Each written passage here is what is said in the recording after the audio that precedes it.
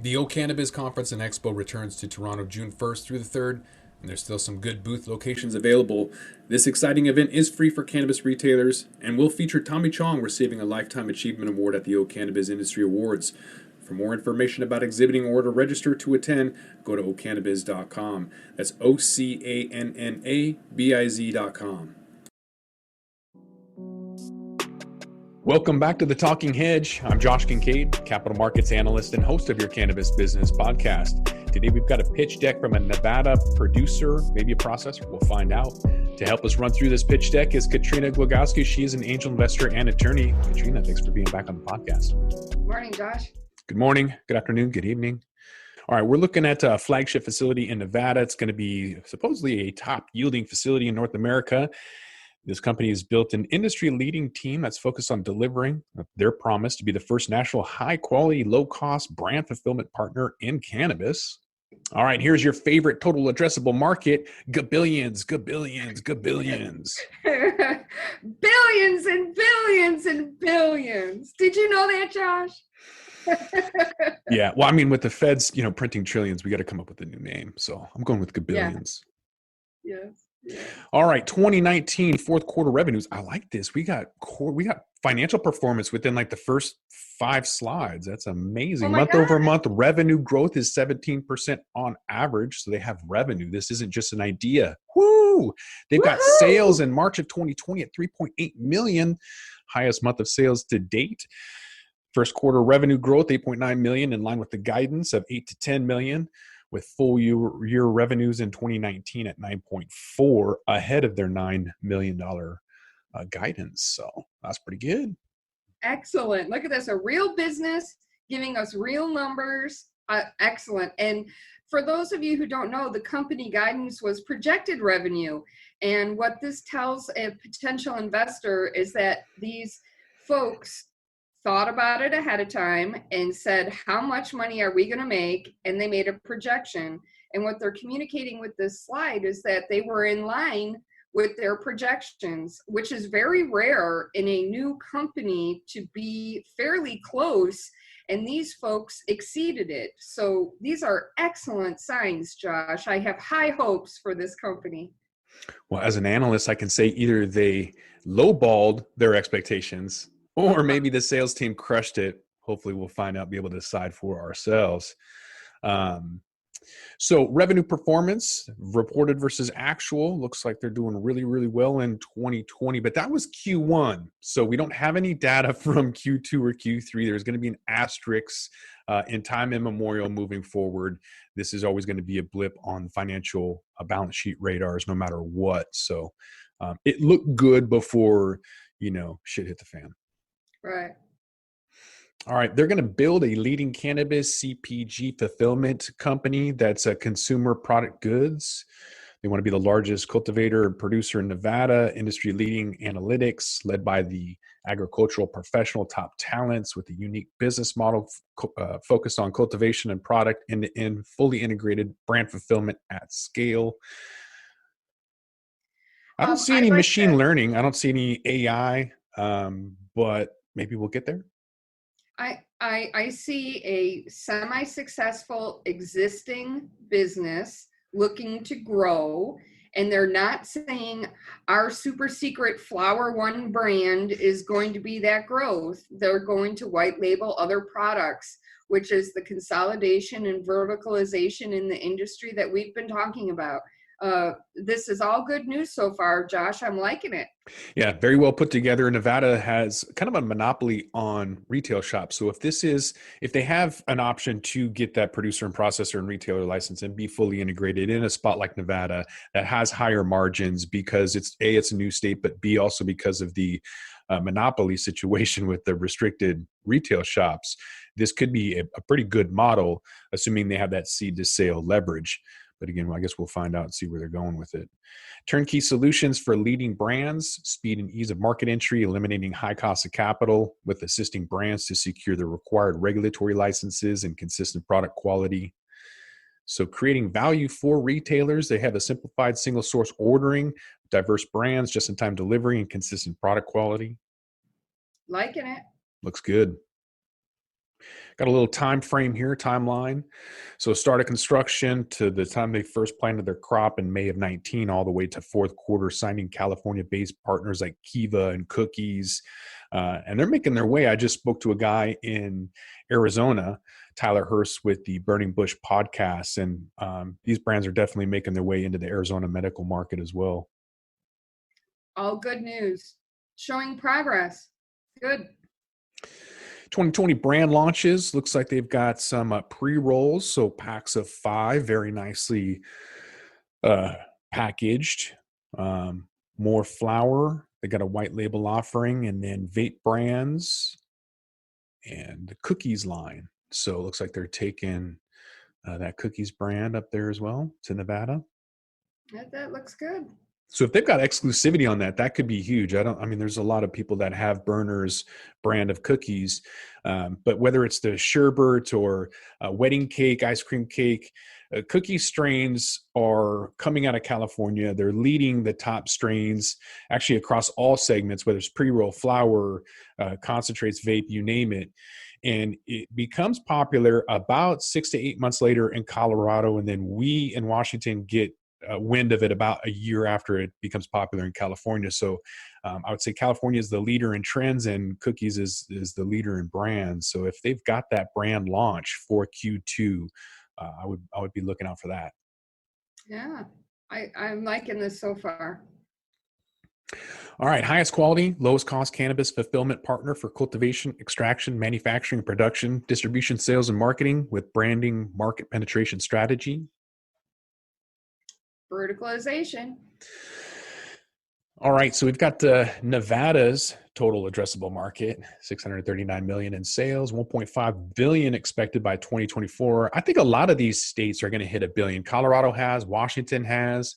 I think some of the more mature markets, after about 5 years of regulated market, they should be hitting $1 billion in sales at least. That's conservatively.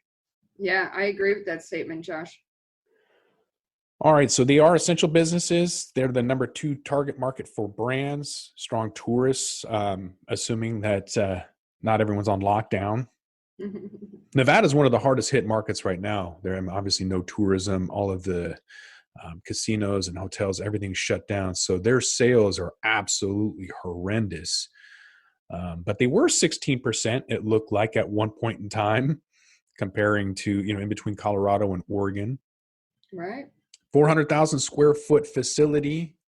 Looks like there's a huge indoor greenhouse, 25,000 square foot option for an indoor cultivation, 15 brand partners. 100,000 pounds of production. Wow.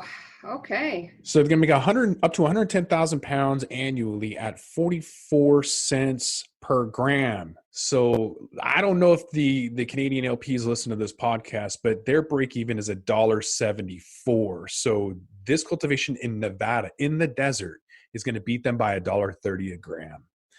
That's frightening. But we have always been driving home the importance of knowing your cost of goods sold. 44 cents, if that's a real number, is remarkable, truly remarkable. I have not seen less than $1 cost of goods sold outside of Colombia, and that is the future. You have to control costs, so good on them. I'm fairly impressed by this deck so far, Josh. They're demonstrating a level of business acumen that we don't normally see. So this is really good. My one concern so far, 150 strains that they want to grow. That's an incredible amount. You don't see 150 flavors of anything. I'm hoping 100 of those are R&D. I would like to go to the facility. I would like to smoke a pre-roll of some of the 150 strains that they've collected. I think that would be an amazing hybrid collection. When they get to that point, call me. Yeah, it is a very wide selection for even 100,000 pounds. That's 150 strains is interesting. So they're setting themselves up on this next slide as a potential buyout from an LP in Canada. We've seen a lot of Canadian LPs pull out of Latin America and sell some of their cultivation facilities in Canada. So they're really scaling back. And yet what we can see here from the crop yield on a grams per square foot basis, Flower One, the company we're speaking about, is on par with Organogram Holdings, which have a lot of machine learning and automation from pre-rolls to edibles. And so at 230 grams per square foot, that's a huge yield. That's an incredible amount of efficiency. Now, my only question is this what they are currently doing or what they hope to do on this future build facility? Because these numbers are extraordinary. Mm-hmm. And if they can, that's great. If they are, I'll write a check. That's great. But the slide is not clear. Yeah, my first thought is prove it.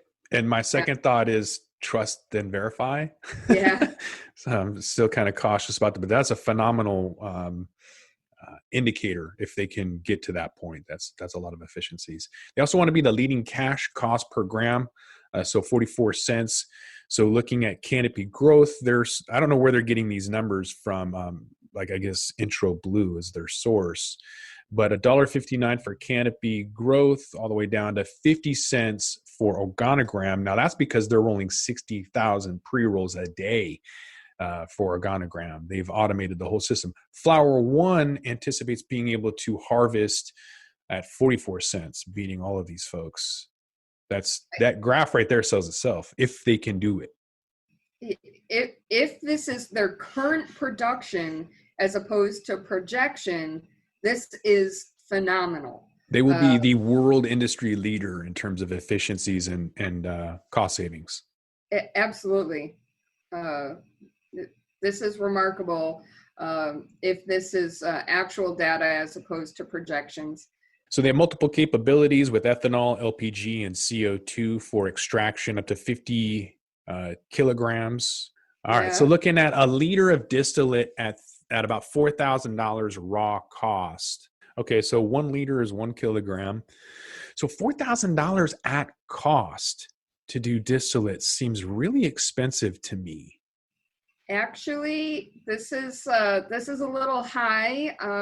We can, and again, we don't know the quality. We saw a little blurb about that they're a CGMP licensed facility, or at least have that capacity to do so, which could explain some of their price point. But that is a little high on the wholesale market right now today, Josh.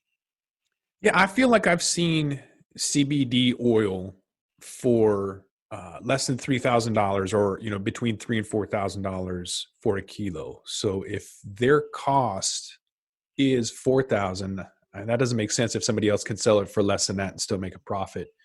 But I don't know. Maybe I'm missing something. I've seen $400 coming out of Colombia, and so let's just assume that our math is bad given the totality of their slides and their profit margins that they referenced earlier. So maybe we're not understanding something here.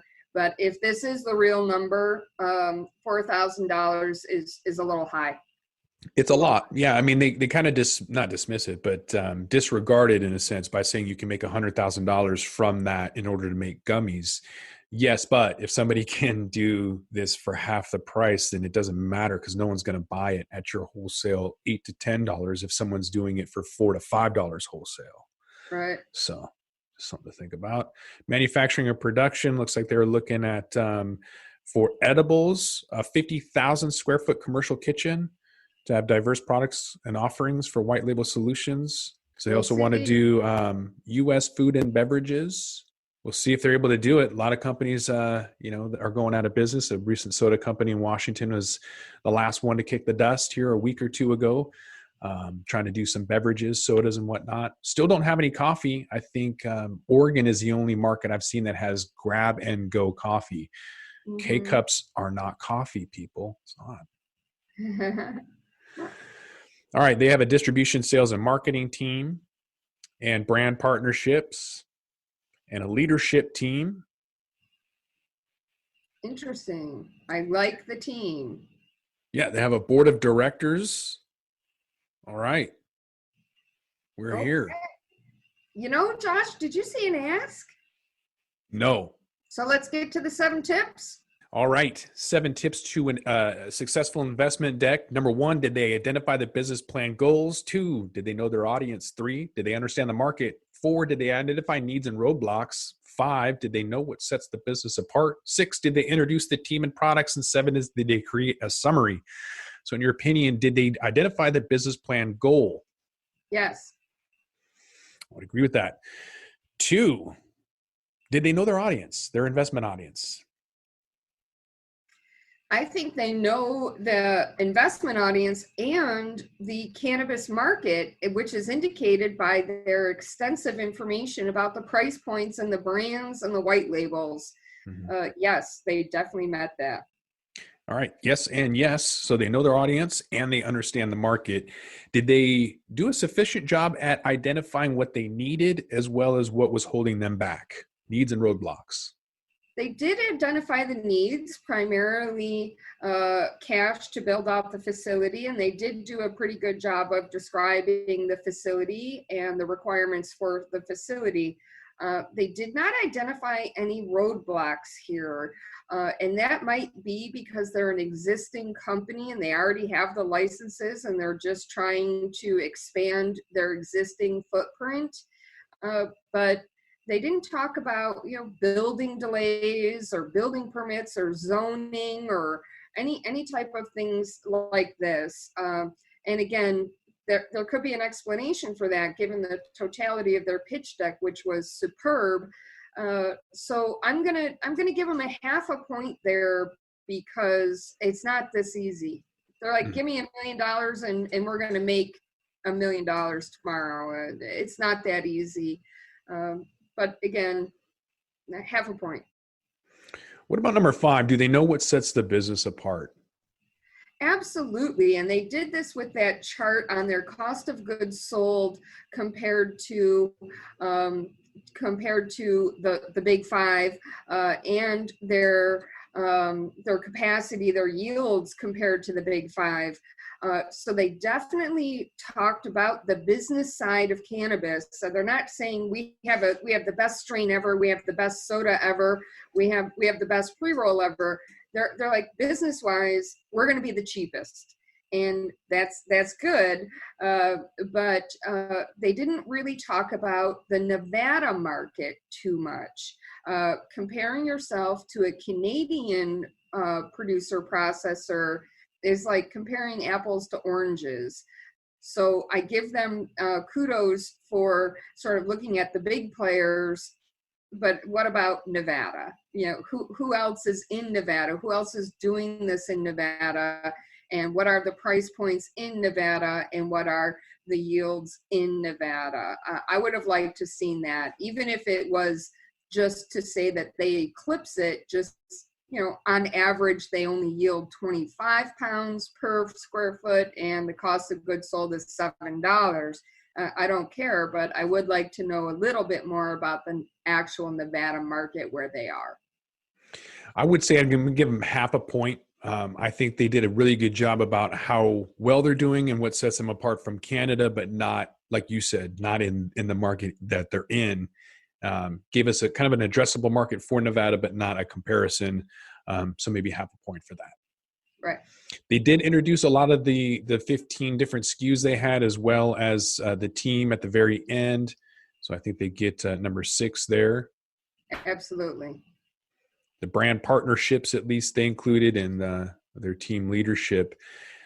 And so did they end up creating a summary? They did not. That's, I think, the weakness of the deck, Josh, is there was no ask. I'm a potential investor. I'm interested. These are business tending folks where, cost of goods sold and projections and yields, these are all words that I want to hear. But you didn't ask me for any money. You didn't tell me that you need $75 million to build this state-of-the-art facility. There was very little related to what they're asked and what they need to reach that. So no, I don't think they created a summary at all. Well, 5 out of 7, it's pretty good. I would definitely use this as a template, and I would try to get some cash flow too. That's a really good thing that right off the bat. Slide number 5, they already talked about projections, what they already had, and that really kind of leads the whole momentum. Like if you're already rolling and you've got some cash flow, put that out there. Ideas and everything else, not so much right now. People aren't really investing in ideas. Right. But I like this. An existing business, existing sales. We talked a few weeks ago about buying distressed assets. If you want to take your Katrina's Candies, my fake made up brand, Katrina's Candies into a new state, just take it to a place like this and have them white label it for you, instead of going through the cost of the $75 million state-of-the-art facility yourself. And we're going to see a lot more of this consolidation and verticalization in the industry because it's just so expensive to start from scratch. And I like this model. I like this company. Really, thumbs up to them, and almost perfect pitch deck. I think they got buried a little in some of the details, but good on them. Good job. Impressive. And I would encourage our listeners and our viewers to look at this deck as a model. It's not perfect, but investors really like the stuff that's in this pitch deck. 5 out of 7, almost perfect. Definitely use it as a template. So with that, we're going to roll this one up. I want to thank my guest, Katrina Gogowski. She's an angel investor and attorney. Thanks for being back on the podcast. Thanks, Josh. I'm Josh Kincaid. This is The Talking Hedge. Don't forget to like, share, and subscribe, or don't. And I'm out. Hello, hemp friends. This is your host, Morris, from Volume Up, the Let's Talk Hemp podcast, where we explore and discuss all things hemp all the time. From industrial to nutritional to therapeutic to lifestyle, hemp has a place and a home pretty much everywhere. Download episodes now of the Let's Talk Hemp podcast wherever you listen to podcasts. Come get loud with me on Volume Up as we take industrial hemp to a whole new level in 2022 and beyond.